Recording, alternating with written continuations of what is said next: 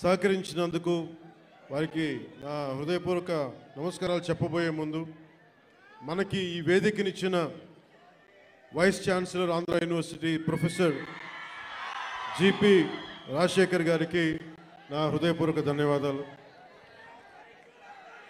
అలాగే commissioner of police Visakhapatnam Shri Shanka Bagchi గారికి, Shri Harendra Prasad collector district magistrate Visakhapatnam, Shrimati Ajitha Vejendla DCP 1 DCP గారికి, మీడియా మిత్రులకి, పోలీస్ డిపార్ట్మెంట్లో ఉన్న ప్రతి ఒక్క మా కానిస్టేబుల్ సోదరులకి, మా ఎస్ఐఎల్కి, మా సిఏ ఆఫీసర్స్కి, డిఎస్పీలకి, ప్రతి ఒక్కరికి నా హృదయపూర్వక నమస్కారం.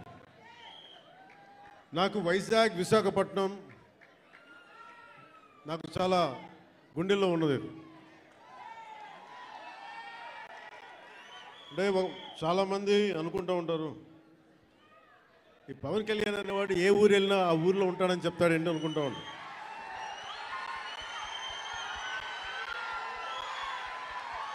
సత్యానంద్ గారు, అంటే నేను ఒక ప్రభుత్వ ఉద్యోగ కొడుకును కదా, రకరకాల ట్రాన్స్ఫర్లు అవుతూ ఉంటాయి.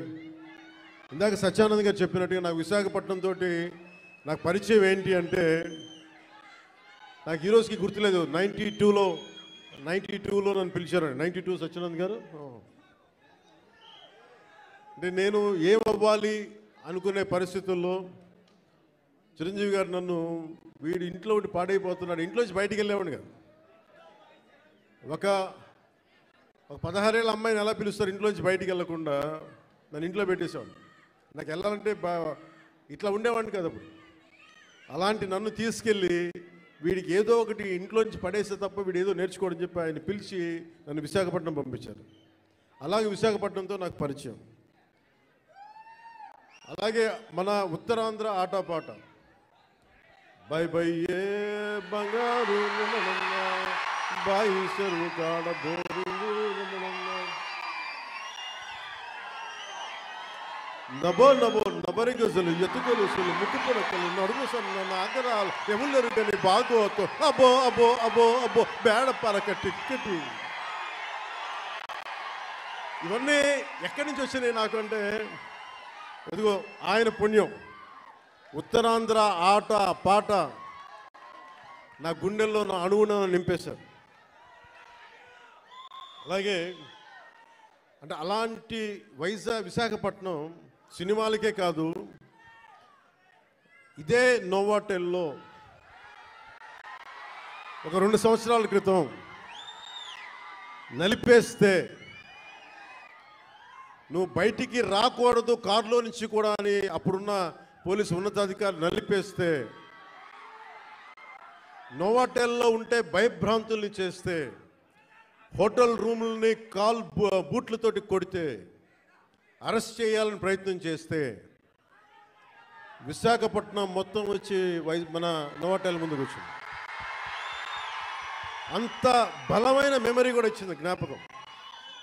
అందుకే నాకు విశాఖపట్నం, నేను అందుకని ప్రత్యేకించి విశాఖపట్నంలో ఈ ఫంక్షన్ పెట్టాలని నిర్ణయించుకున్నాను.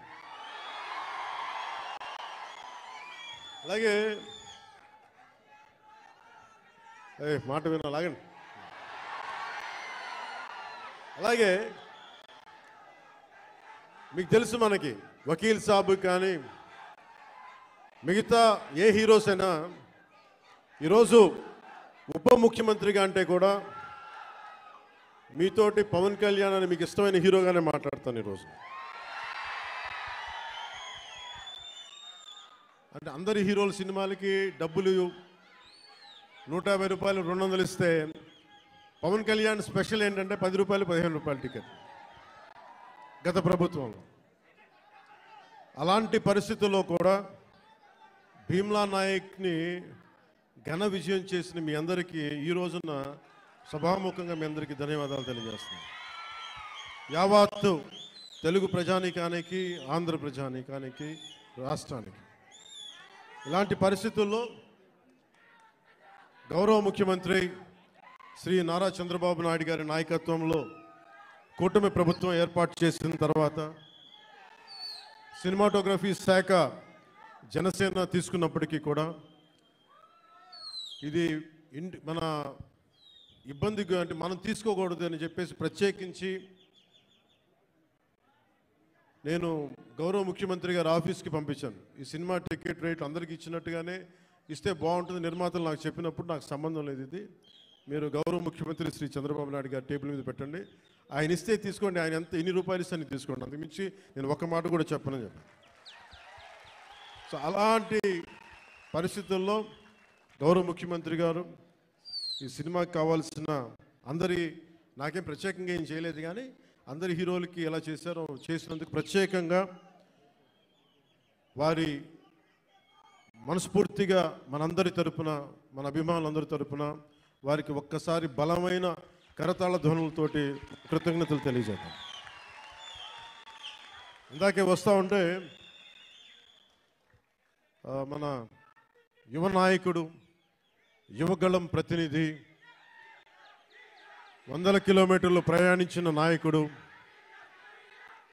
తెలుగుదేశం యువ సారథి శ్రీ నారా లోకేష్ గారు ట్వీట్ చేసి పవనన్న సినిమాలు బాగుండాలి, ఘన విజయం సాధించాలి అని మనస్ఫూర్తిగా ట్వీట్ చేసినందుకు వారికి నా ప్రత్యేక ధన్యవాదాలు, కృతజ్ఞతలు తెలియజేసుకుంటాను.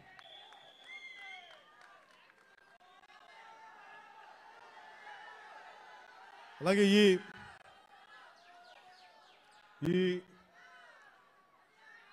ఈ ప్రమోషన్ ముఖ్యంగా ఒక నెల రోజులుగా ఇంటర్వ్యూల మీద ఇంటర్వ్యూస్ ఇస్తా,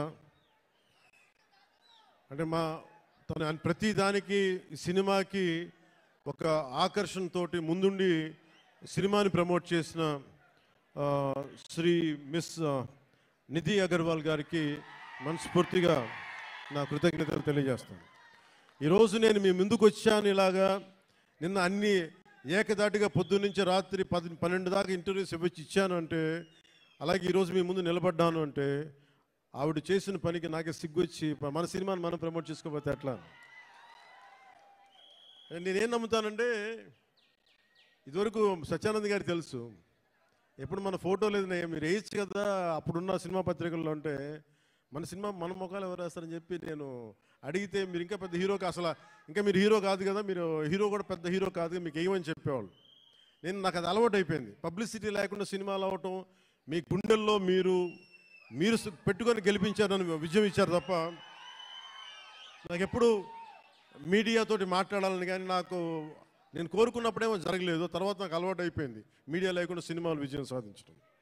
సో అలాంటిది నేను చాలా ఆల్మోస్ట్ ఒక 96లో అక్కడమ్మ ఇక్కడ షూటింగ్ సినిమా రిలీజ్ అయింది.